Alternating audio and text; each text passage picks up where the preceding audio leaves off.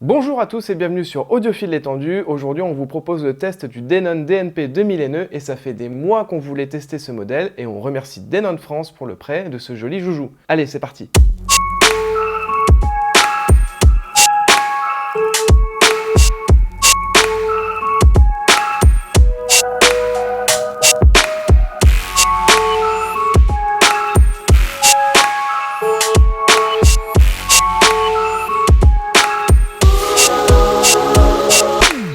Le Denon DNP 2000NE est le tout nouveau lecteur réseau haut de gamme de la marque sorti cet été. Mais avant toute chose, il faut qu'on vous parle un petit peu de la marque et surtout de son histoire dans le domaine numérique. Denon est une société créée en 1910 et c'est peut-être l'une des plus vieilles marques de hi-fi encore en activité aujourd'hui. Tu savais Tony que mon premier ampli home cinéma c'était un Denon AVR 3300 ?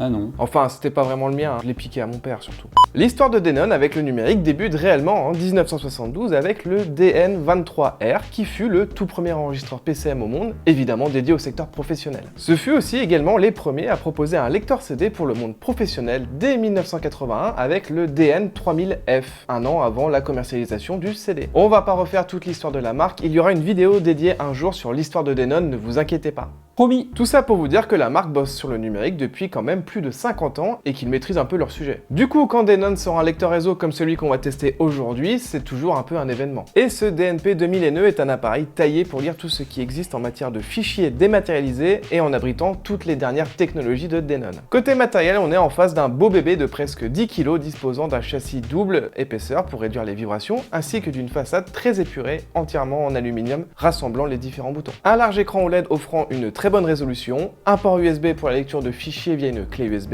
et une prise casque au format 6,3 mm couplé à son potentiomètre analogique. À l'intérieur, on retrouve une conception de haut niveau et bien remplie. On retrouve une alimentation à découpage, une carte dédiée pour l'amplification de la prise casque très fournie en composants, en partie supérieure isolée avec une plaque d'acier, le traitement numérique des différentes entrées et enfin l'imposante carte analogique. Denon a également intégré sa fameuse puce de traitement des signaux Ultra AL32 qui est la version la plus haut de gamme du constructeur. Cette puce a pour but de suréchantillonner les données pour se rapprocher le plus possible d'une courbe analogique.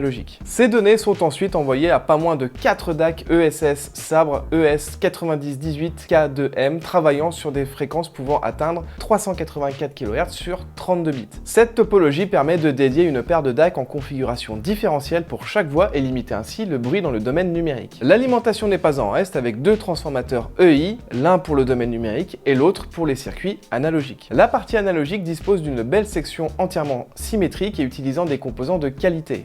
On retrouve deux condensateurs Suscon de 3300 microfarad pour l'étage d'alimentation analogique et des condensateurs Elna fabriqués pour Denon sur l'étage de sortie analogique. Le tout est assemblé avec soin et l'implantation des composants est irréprochable. Derrière cette électronique, le panneau arrière pour sa part abrite une connectique vraiment complète avec en entrée un port USB asynchrone compatible 32 bits 384 kHz et DSD pour le raccordement d'un ordinateur ou d'un NAS. Deux entrées optiques compatibles 24 bits 96 kHz, une entrée coaxiale compatible 24 bits 192 kHz, une prise HDMI ARC prenant en charge les signaux en stéréo PCM et une prise Ethernet. Côté sortie, on dispose d'une prise optique, une prise coaxiale, une sortie jack IR pour déporter les signaux infrarouges vers un autre appareil de la marque, et enfin deux paires de sorties RCA. L'une à gain fixe pour attaquer un préamplificateur et une seconde à gain variable pour un raccordement en direct à des enceintes actives ou un bloc de puissance. Pour terminer, on retrouve deux embasses pour les antennes Wi-Fi et Bluetooth. Et c'est une belle transition pour parler de la connectivité sans fil et encore une fois, on a tout. Du Wi-Fi compatible avec la norme AC en 5 GHz,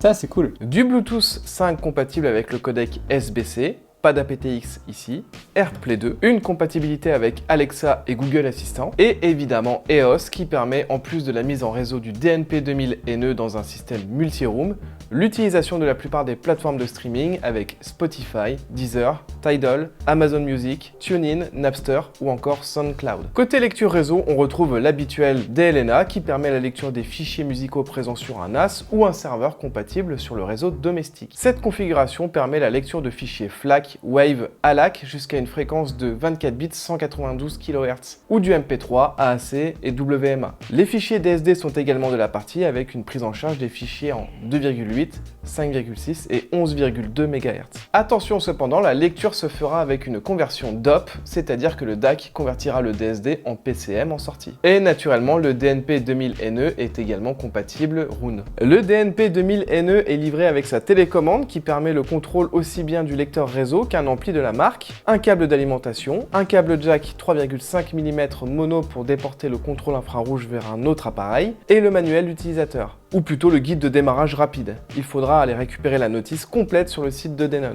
C'est pas plus mal parce que pour ce lecteur réseau, elle fait quand même 139 pages la notice. Et c'est que pour la partie française. Voilà, on a fait le tour des spécifications de l'engin. Une fois branché et le premier allumage, la configuration initiale se lance et ne nécessite qu'une poignée de secondes et rien d'autre que la télécommande. C'est très appréciable, aucun compte n'est nécessaire ni de connexion internet. Nous avons essayé de tester un maximum des capacités du DNP 2000NE et même si c'est vraiment pas évident vu la pléthore de fonctions, nous avons principalement fait nos tests en réseau via le protocole DLNA, AirPlay, en optique avec une source externe, en HDMI avec le Panasonic 65JZ2000 et enfin avec sa prise USB-B. Commençons par le DLNA, utilisé via notre NAS Synology. Nous avons effectué nos tests réseau avec le lecteur réseau raccordé en Wi-Fi. La connexion fut stable et nous n'avons jamais eu de coupure.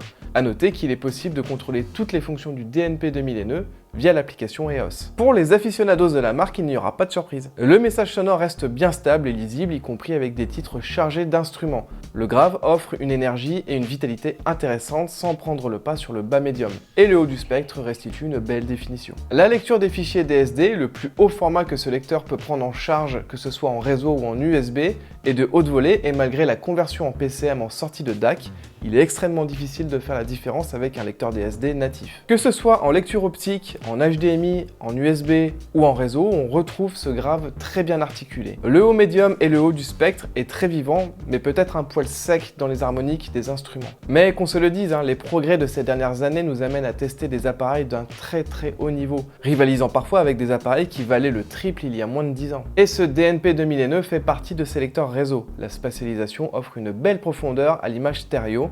C'est agréable et aéré. Vraiment, ce sont des produits où techniquement c'est difficile de trouver quelque chose à dire.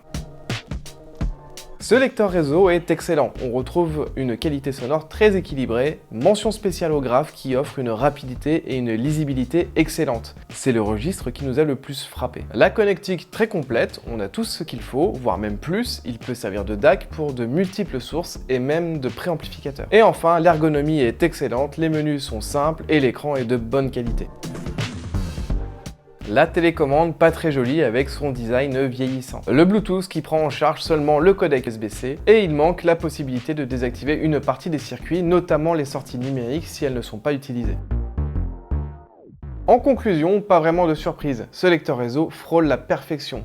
Ce n'est pas celui qui transmettra le plus d'émotions ni même de détails, mais pour son prix, la prestation est vraiment irréprochable. D'ailleurs, comptez 1599 € pour la finition noir ou silver, et une magnifique version graphite argentée existe également pour se marier à la gamme 110e anniversaire de Denon. J'aimerais vraiment qu'on teste la série 110e anniversaire. Ah bah ça doit être de la folie. Comptez tout de même 200 € de plus pour cette déclinaison en graphite argenté. Ça fait quand même cher la façade. Ce test est maintenant terminé, merci de nous avoir suivis, on espère que ça vous a plu et on s'abonne, c'est vraiment important. Et on se retrouve dans 2 semaines comme d'habitude pour une nouvelle vidéo. Salut!